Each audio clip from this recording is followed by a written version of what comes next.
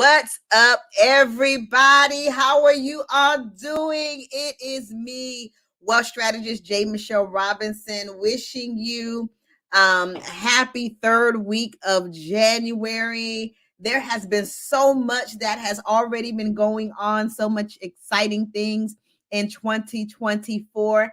And today I have a very, very special guest with me, my friend, my sister, Saran Baker, and she is going to be talking with you all about 2024, how to avoid financial pitfalls, and all of those other things. So, welcome, Saran. Hey. I'm so excited to be here with you today. I am so excited. You all we're on the other side of the world, but I love you. You know, I'm always watching your videos. We're always talking on the phone. So I'm just excited to be here with you to support you in your endeavors with your business. And I'm so proud to call you a friend and a sister. So I'm excited about being here with you today. You're going to make me bring out my tissue, girl. There's no crying on Money Mondays. Right here, but let me get my corporate face back on. Thank you so much. I'm honored to call you sister as well. And anybody who knows me knows I do not let anybody on my podcast. I don't let anybody speak at my events or any of that. But you are such an amazing just portal. I'm going to call you a portal of information, specifically as it relates to finances. I just thought that it was important the first month of the year to have you on as a guest. So thank you so much for joining me today. And so for starters, I know how amazing you are, but I want my audience to know how amazing you are as well. So if you could just share about your background, your expertise as it relates to the financial services industry, because you are an expert in this industry. And then talk about just what has inspired you to even be in the industry and help people as it relates to financial literacy. Oh, I would love to share with you some of the things. And I'm going to take a different approach, right? You know, often people, you ask them about themselves and they tell you about all their degrees and their certificates and all that. And while I have those things, too, the best thing I think that is important for me to share is I like to share my story when people say, what is it about you, right? And one of the things is that I grew up in Southside Jamaica, Queens, New York, you know, with my grandparents. My mom wasn't there. I was on my own. I was independent from, very early on. And I was one of those people who really just worked hard. In my life after college, I was able to come out of college, bust my behind, work really hard. And I was earning six figures by the time I was 30. No questions, no hands down. I was killing the game. I was making it happen. And, I was just, going through professional life. And, you understand, you come from a corporate background and doing all the right things. And then the next thing you know, my company went through a merger and I was no longer needed. And that changed my financial life as well, because now here I might have this double six-figure lifestyle, house, family, all these things. The kids are looking at me and I'm like, oh my God, what's going to happen? And I realized I didn't know anything about money. Wow. I knew how to make it. I knew how to spend it, but I didn't know anything about it. And so after that experience took me through such a roller coaster, I ended up going through bankruptcy. I had to save my house from foreclosure. I had to do all kinds of things and really learn how things worked. And that experience said, you know what? There has to be more women out here like me that are high earners, successful, doing the thing, got all the things, the house, the car, the purses, the travel. We have all these things, but do we really understand how our money works and how to make our money work for us? And so I went on an education binge. I learned everything there was that I could learn about money. I tried it all, because I wanted to have the experience and I wanted to be able to one day sit at tables with other women like you and do podcasts and talk to other women and help them one-on-one to say, sis, you got it going on. You got the 6 figures. Now let's keep the 6 figures. Let's protect the 6 figures. Let's grow the 6 figures. So that's just a little bit about me. That's awesome. And I appreciate your I'm gonna call it the school of hard knocks learning as it relates to finances, because anybody, and I'm just being real with you, anybody can go to school and get a degree in finance, can get all the certifications and all of that. But just like with anything, I think having personal experience with something is what really makes you an expert, because then you're able to be relatable to people and really understand the situation that people are in, and that gives you context. So I appreciate that. And I'm excited that and happy that you were able to overcome those things and be the successful woman that you are now, even greater success. And you said something that's so key, and I'm about to get into our topic. Is you were talking about how you knew how to make money and you knew how to spend money. And Saran, when I start looking around at my clients and people who say they want to be clients, but they don't want to make that commitment, one of the common trends is that they know how to make money, they know how to spend money, but they don't know how to grow, sustain, and protect their money. It's just this ongoing cycle of I make money, I spend money, I'm in debt, I get some more money, I get my bonus, I get a lump sum of money, I'm trying to now catch up and pay debt off. And it's just this vicious cycle. Absolutely. And so that being said, as we are now into 2024, what advice do you have for our audience today as it relates to avoiding financial pitfalls? And before we even get to the avoiding, you share from your perspective, what are some financial pitfalls that people need to be aware of? And you know what? I love that, because talking about the pitfalls, knowing where your landmines are is important. And the landmines are going to be different per person. It's going to be, some people may be really heavy into, they just buy stuff all the time on Amazon. This thoughtless buying, right? They put the things in front of us to just click to make it fast. A lot of the social media platforms, we won't name them, but allow you to click and just buy right from the video you just saw. And so those things are pitfalls. I think most of us would have the pitfall of not really knowing who we are in relation to money. And what I mean by that is, I shared a little bit about my story, but I'm very clear about who I am when it comes to my money. I know that if I get sad, angry, tired, lonely, I'm going to shop, right? I know if I get bored, I might go shopping. So I know to avoid those things for me. I know, you know what? Let me make sure I have a regular plan to be with friends and family and have fun. Let me make sure that I have rest time, but I don't get too idle, because then I'll get into clicking, right? And the thing is to identify that for yourself. I know at one time, if you think about people who maybe had traumatic experiences growing up, maybe there was never enough food in the house. Well, their pitfall may be overbuying food, filling the refrigerator up with lots and lots of groceries, and then going and buying lots and lots of food out and bringing it in and having no control over your food expenses. And so it really depends. Maybe you had everything growing up and you never want to go, and you've never gone without anything, so that when rough times come, you don't know how to pivot. Scale back and get to a place where, I can do, bare bones if I need to for this period of time, because life is about seasons. We're going to go up, we're going to go down.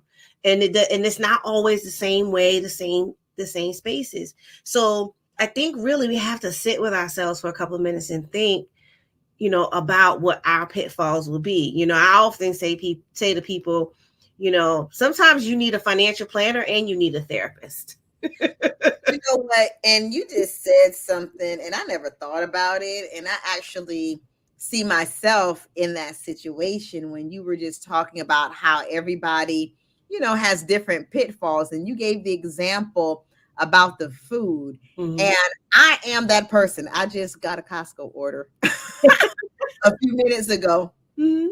And I am that person that's always like making sure that my deep freezer, I went out and bought a deep freezer like a couple of months ago, making Mhm. sure my deep freezer is full, making sure there's food to eat in the refrigerator. And in part, that does come from my upbringing Mhm.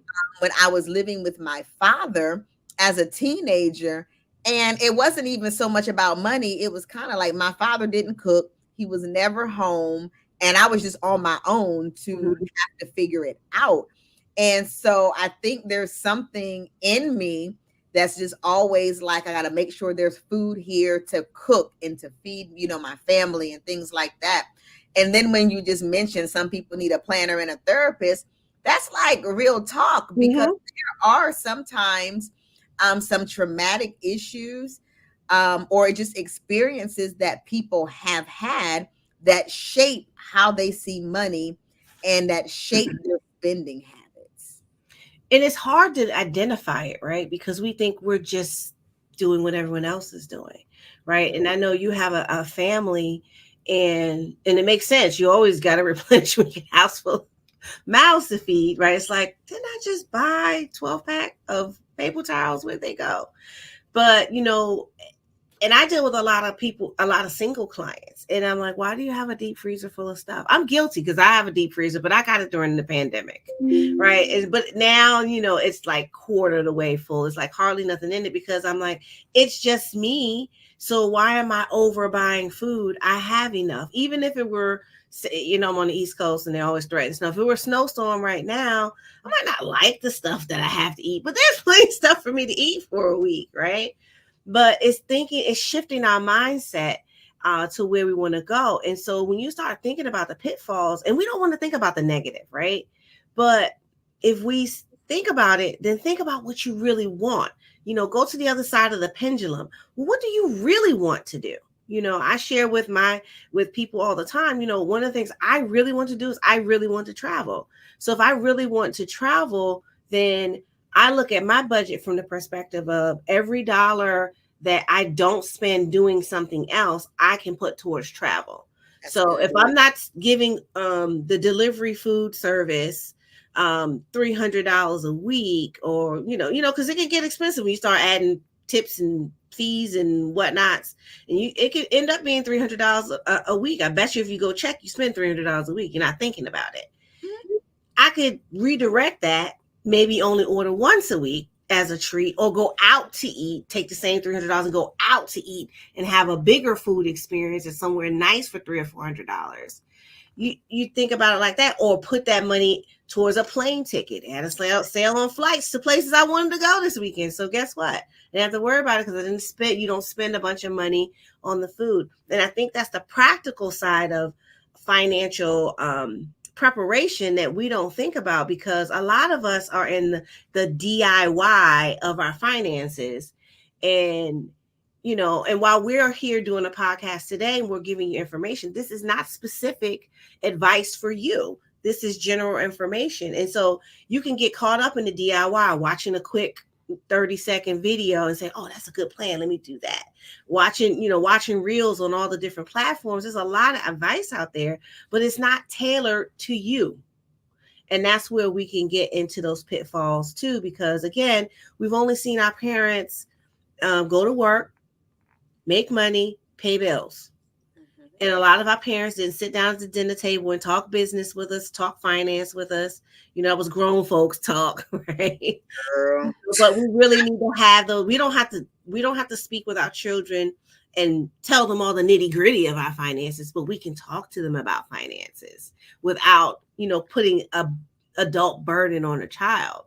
So it really it takes time to really think about how to do it. But really, that therapist and that financial coach is a gem right there.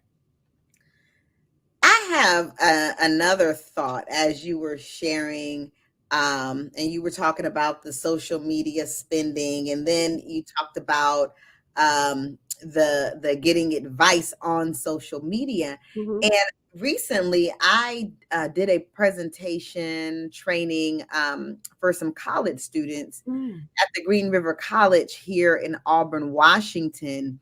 And the coordinator of it, who worked at the college, was talking to me after the presentation. And she wanted to know, with there being so much information on social media about finances, so many people offering paid programs, how do you know what's legitimate? And I was wondering if you could speak to that and help the audience, understand how to identify whether or not with all the information that's out there, what's actually, legitimate, what's not, and how they can decipher through all of that. I think that there's a couple different things. One, most of us in the financial profession have to have some type of license. There's lots of different levels of licensing and certifications that we have in the financial industry, but you have to be allowed to do it, based on the financial laws of these United States, right? So you want to look for someone who has licensing or certification and can produce it, right? You could type their name in and put in Saran Baker license and see what licenses come up for that person.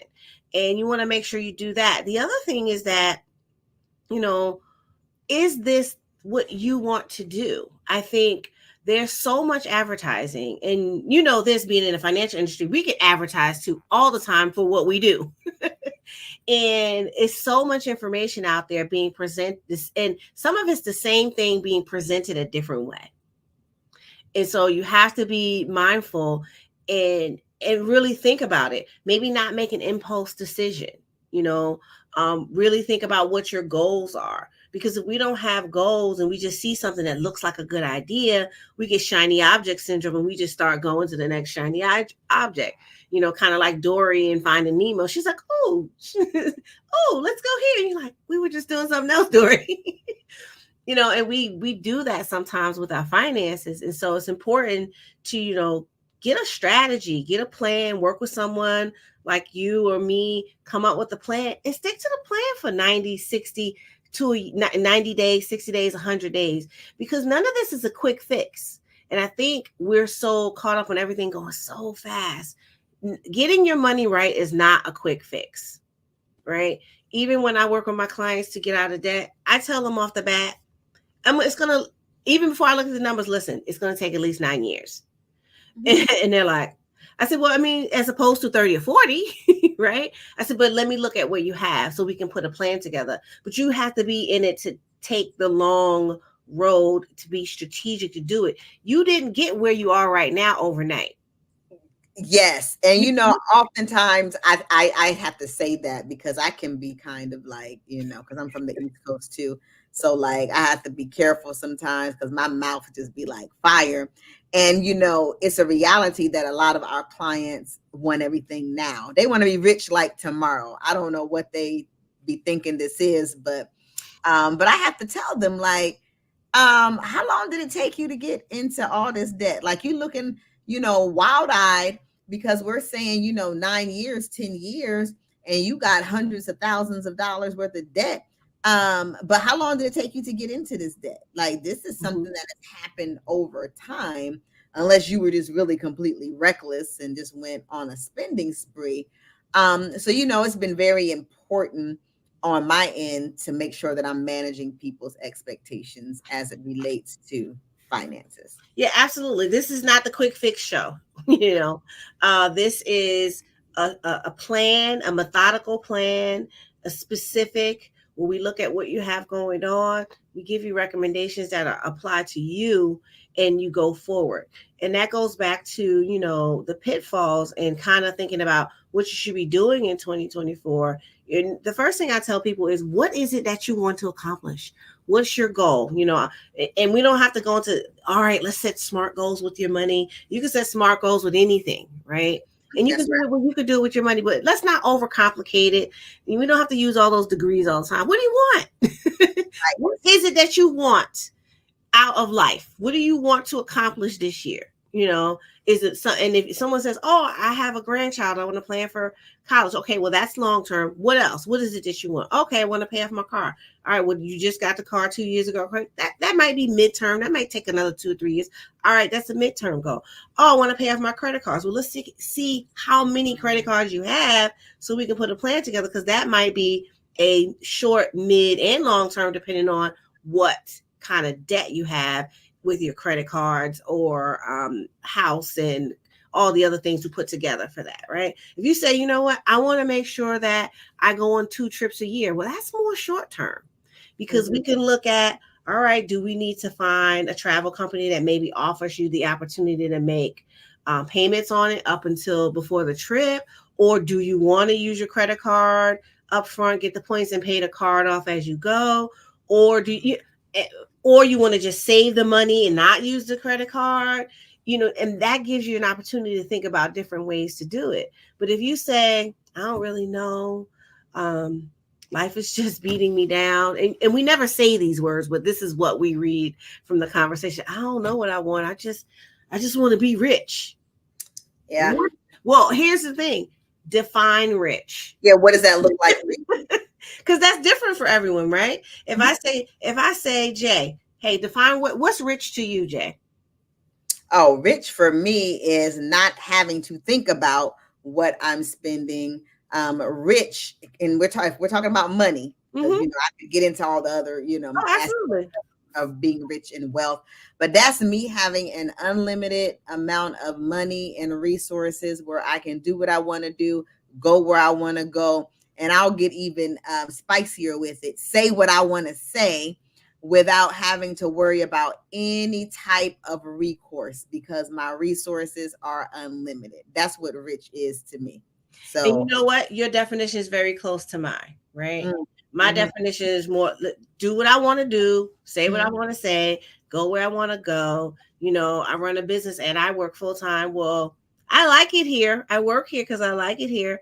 And I don't want to spend money for benefits and different things because I'm being a smart financial professional, right? But don't test me. Don't push my buttons. Look, don't push my buttons, because a sister got a plan. Oh yeah. But and most people don't, and so many people don't have that, right? And just like I was telling you, I had achieved so much by the time I was 30. I didn't have 6 figures in the bank by the time I was 30. I had to get paid every 2 weeks. I had to get my sales bonuses every quarter and every month in order for me to maintain the lifestyle that I had created. I mean, oh, by the way, at that time, I was taking care of my household and one other household in my, one of my family. One of the things we don't often talk about, like the movie says, we don't talk about Bruno. We don't often talk about the kid that goes off to college first, or the kid that gets success or makes it, as you will, does come back and take care of the family in some type of way. But what that does is sometimes if you're not set up properly yourself, it drains that person's wealth and you may end up right back in the same place. And so we don't talk about that black tax, if you will. And that's something that, the more I'm moving into this space and talking about it, we really have to, and it's hard to say no when you know that you could do a little something, but if you learn to set the boundary and you say, you know what, no, because I have to get to X place first before I can give.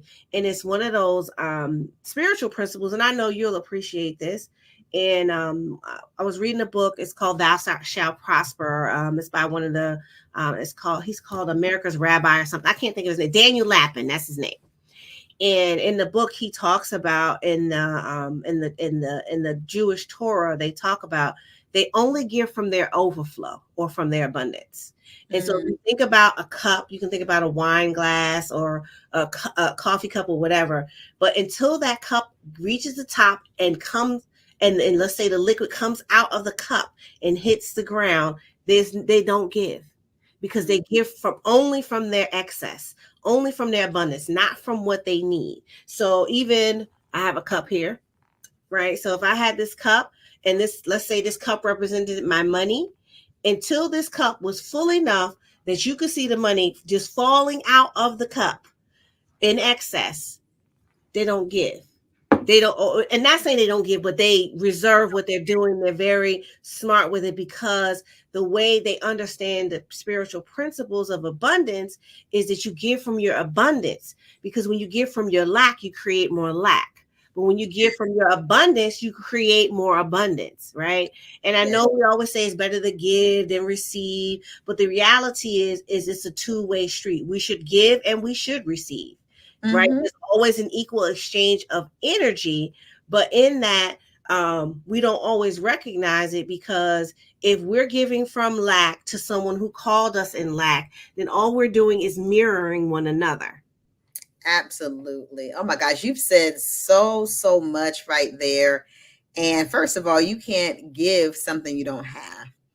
And a lot of times we get easily caught up in that because we don't want to tell people no.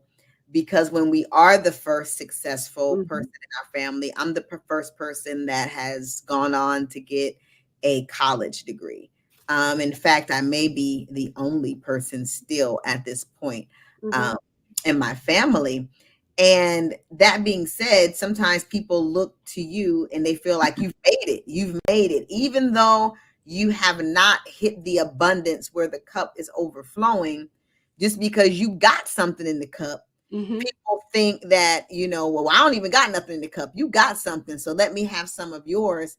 And I think that we are programmed to not want to come across or to hear the words that you forgot where you come from, that we give even when we don't have it. And this is like a whole nother subject that I think me and you need to dive into, because it's a real issue that I see where there are people who could be way further along in their journey to financial freedom, to wealth, and they've been set back because they keep on giving to family and friends because they're people pleasers. It's a real issue. So I think there needs to be some light shed on that.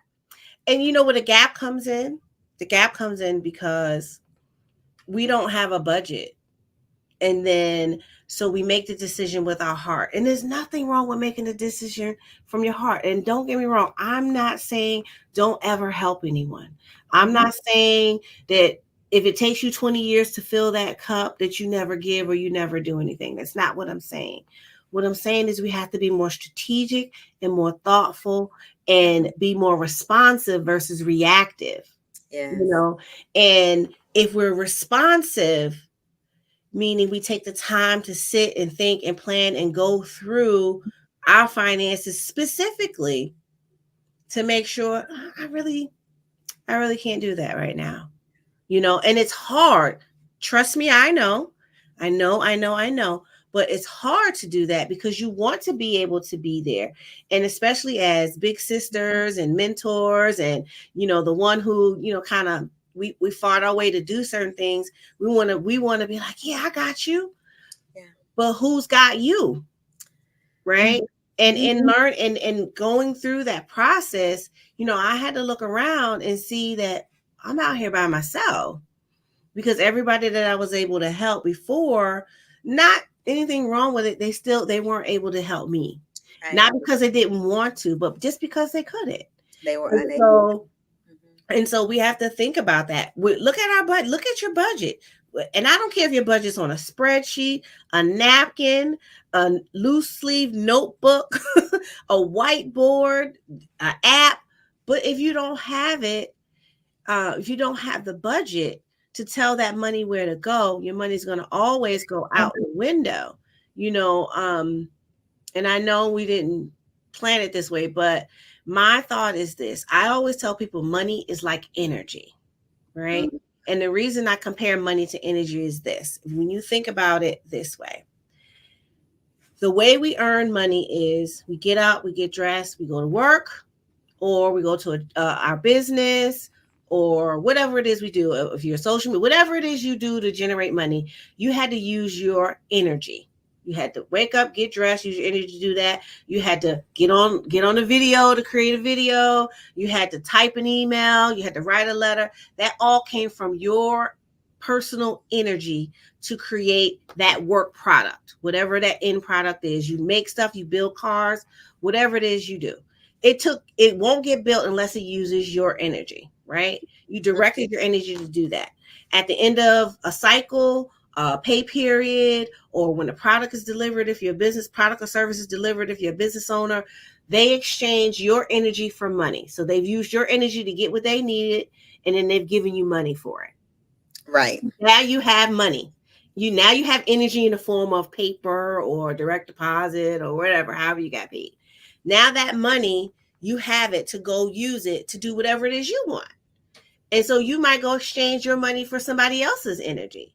And it keeps going in a cycle. And that's why I say money is energy. And the thing is if you don't direct energy, it doesn't do anything. Right now in the space you're sitting in, you're surrounded by energy just based on the laws of physics. The room I'm sitting in, even if there were no electronics in here, this room is filled with energy.